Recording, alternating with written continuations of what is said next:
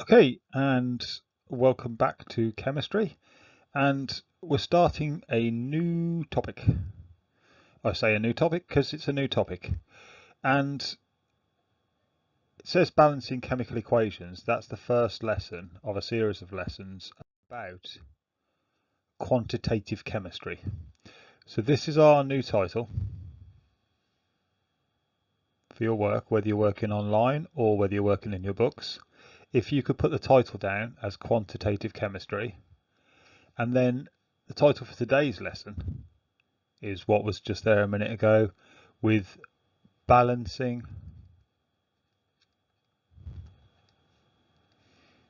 equations. Sounds a little bit like maths, and that's because it's quite mathematical. So we started our chemistry 1 unit by looking at atomic structure and what the models of an atom, how the periodic table was made and what it shows us, and how we can interpret everything on the periodic table. Then we looked at how atoms bonded together, and then when they bonded together, what structures did they form? So we looked at the giant crystal lattice, and we looked at simple covalent gases and liquids, and giant covalent substances, and metallic bonding and structures. And now we're on to the third area, quantitative chemistry. And I'll find the pointer in a minute. There it is. So why balancing equations? Well, it's quite easy. 2 plus 2 equals 6. No, it doesn't. And that's what we've got to be careful of. All of you can see straight away that mathematically this is wrong. 2 plus 2 equals 4, and you can straight away go, yeah, that sounds better.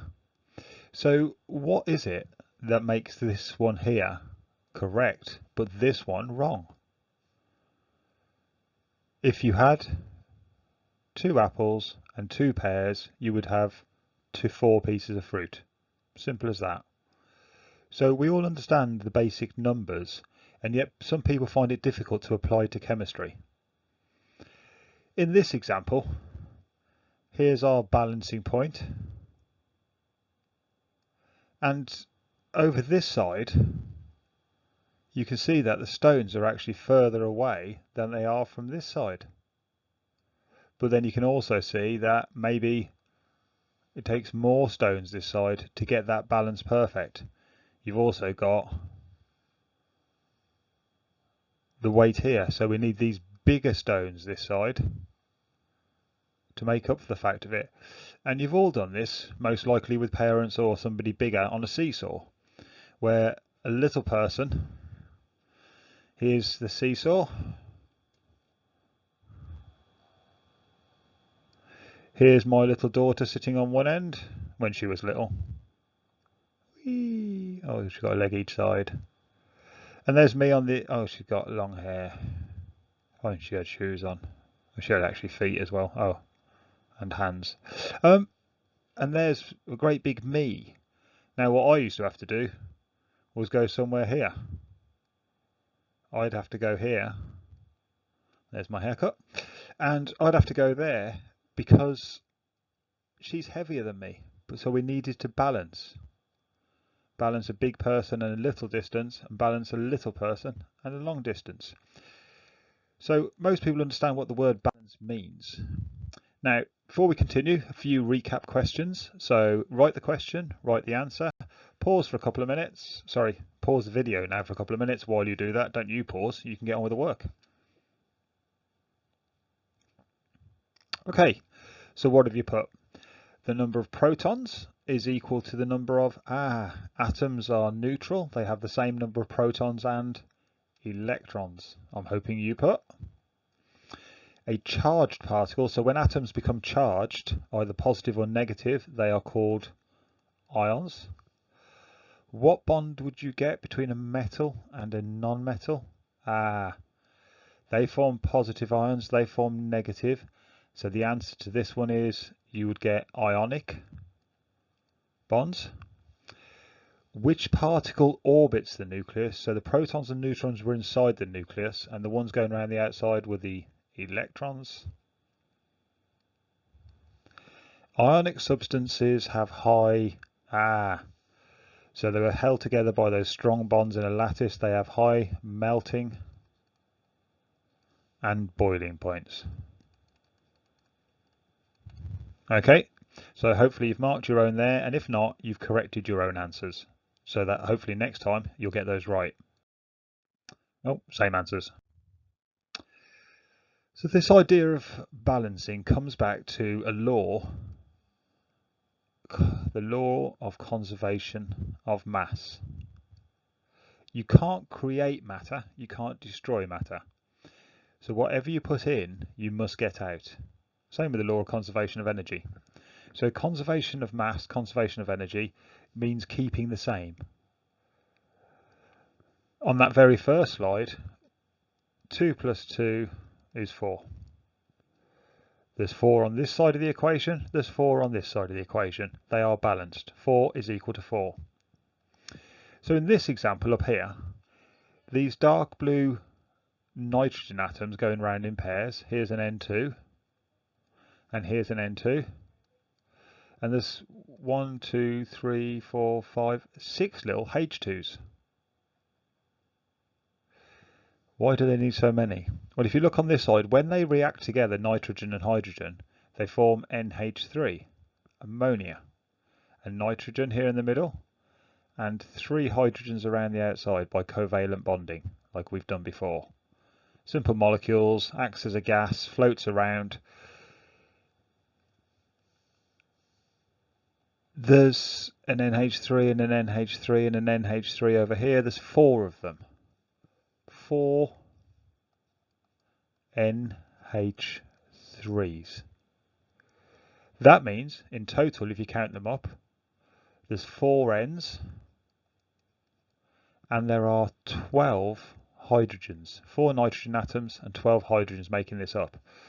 That means if you want to get 4 of these out, what do we have to put in? Well, we have to put in 4 N's. There they are. 1, 2, 3, 4. We also have to put in 12 H's. Now H's go round in pairs like this, so we put in 6 of them.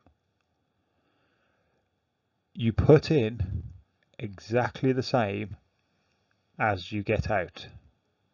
And that's all we're doing with balancing equations. We're making sure that both sides are exactly the same. Again here. Strange way to introduce a sentence. Again here. Lead nitrate, potassium iodide, both colourless solutions. Here is lead nitrate. Here is potassium iodide. And it makes a solid, a precipitate inside a liquid. They form a yellow solid inside the liquid. Right, so if I add 10 grams of this liquid, lead nitrate, and I add 10 grams of this liquid, potassium iodide, how many grams does this weigh?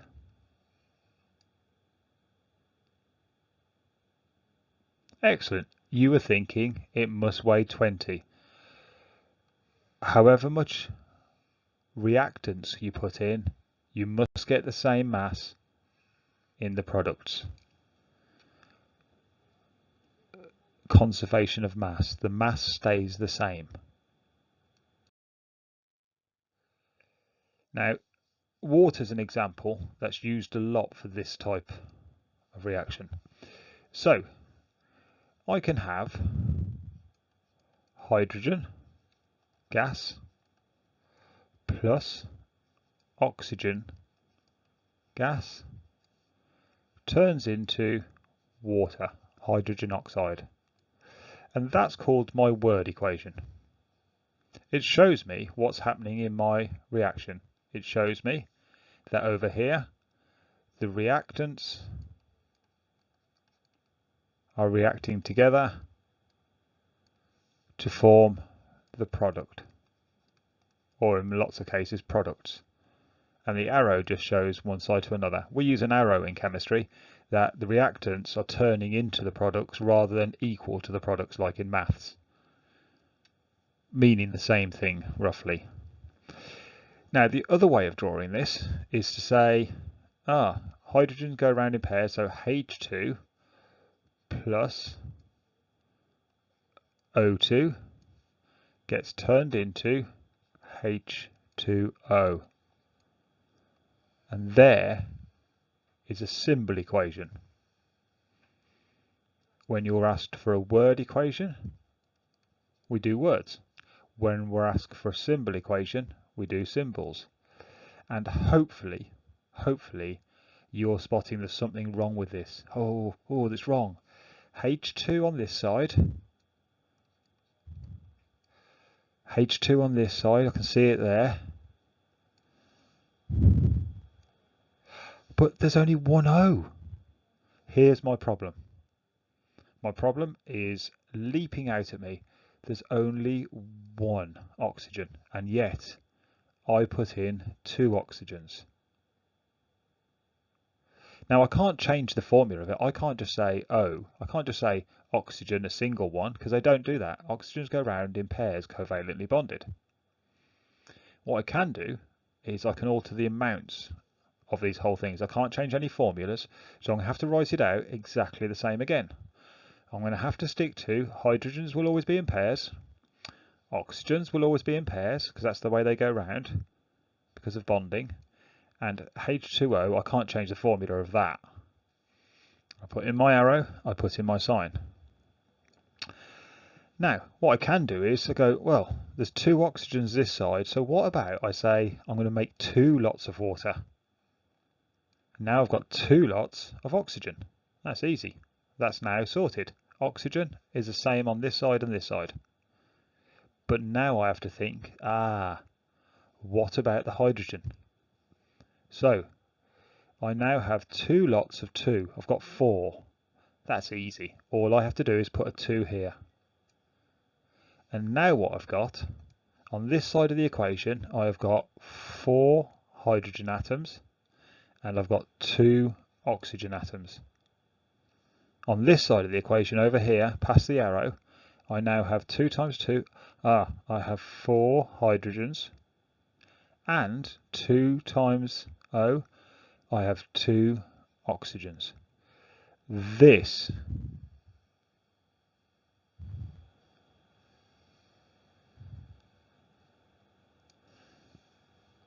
is a symbol equation, but it's better than that.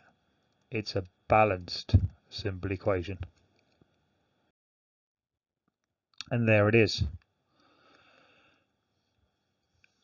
2 lots of H2.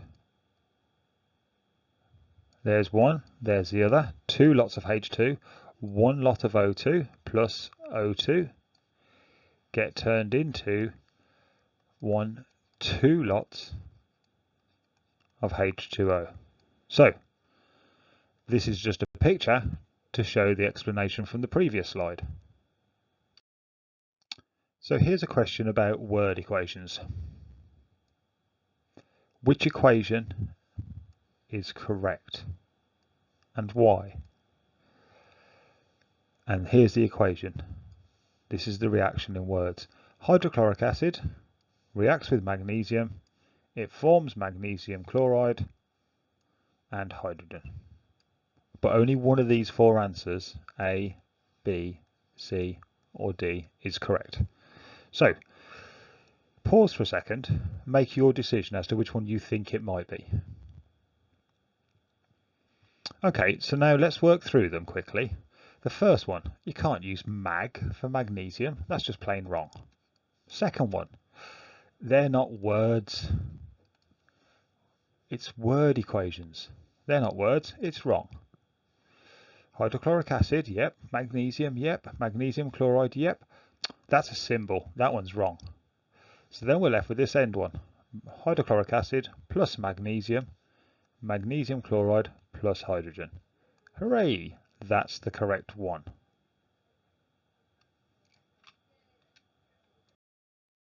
And now slightly harder, which is the correct symbol equation?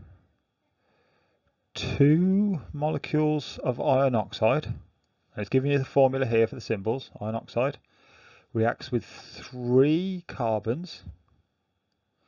It makes 4 lots of iron and 3 lots of CO2. So let's have a look. Right. Have a think yourself first. Which one do you think is correct? And then we'll work through. Well, this first one, D. It's got 3 oxygens on this side, and it's got 3 lots of 2, 6 oxygens that side. So straight away, for me, that's wrong. This next one, 3 oxygens on this side, and 2 ions. And yet on this side, it's got 4 ions and 23 oxygens. Wrong. This one, 3 oxygens times 1, yeah, 3 oxygens.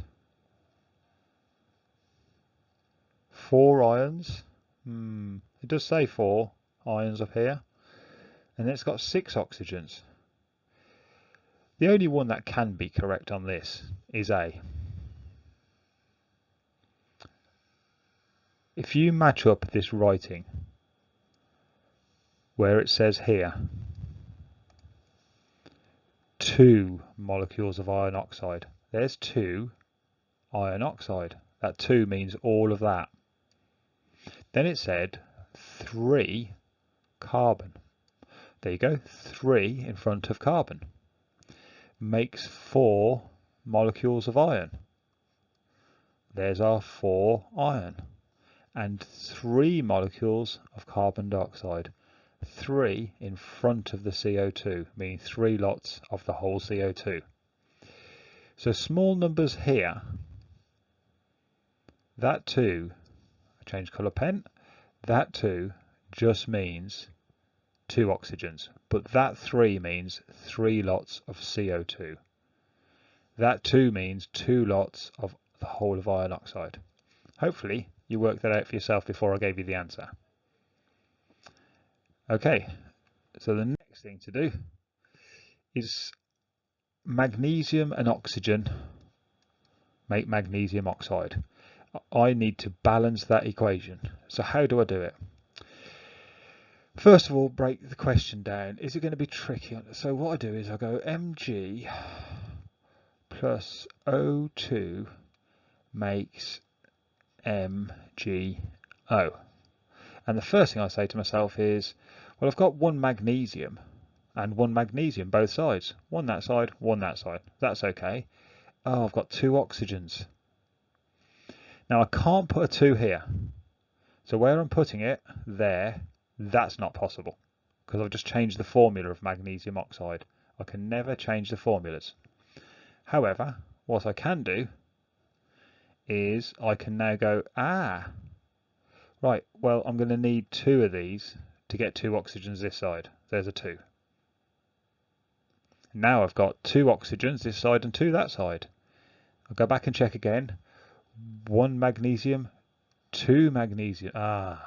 Right. If I put a 2 here, and it's a bit of trial and error. So now I check it again. 2 magnesiums this side, 2 magnesiums this side, 2 oxygens this side, 2 lots of magnesium. 2 oxygens this side. My answer is 2 Mg plus O2 gets turned into 2 MgO. And now it's your turn. Okay, so this time have a go at this one yourself. Balancing this equation. Pause for a minute, have a go at that, come up with an answer. Don't matter if you get it right or wrong. Let's see if you're on the right track. Okay, so what should you have put? Well, you should have put as your answer, you would have had Na plus O2 makes Na2O. You should have put a 2 here to get 2 oxygens this side, and then 2 times 2 for sodium, you should have put a 4 there. That means on both sides of this there are 4 NAs and 2 O's. And this side, 4 sodiums, 2 O's. Hopefully you got that right, because as soon as I click it again, hopefully these will appear. Ah, there you go. So, to finish off, what I'd like you to send your teacher is, I would like everybody to try these. And if you're thinking that you're wanting higher than a grade 5, I would like you to also try these. Doesn't mean you have to get them right. See which ones you can do, have a go at them, see if you can work it out. Okay, and when you've done that, submit that to your teachers, please. And lastly but not least, bit of a challenge, especially this should be easy, writing the word equation, writing the symbol equation, balancing the equation, quite an easy one here. Have a look at the picture and then answer question number 4. When you weigh the ash after burning magnesium, why does the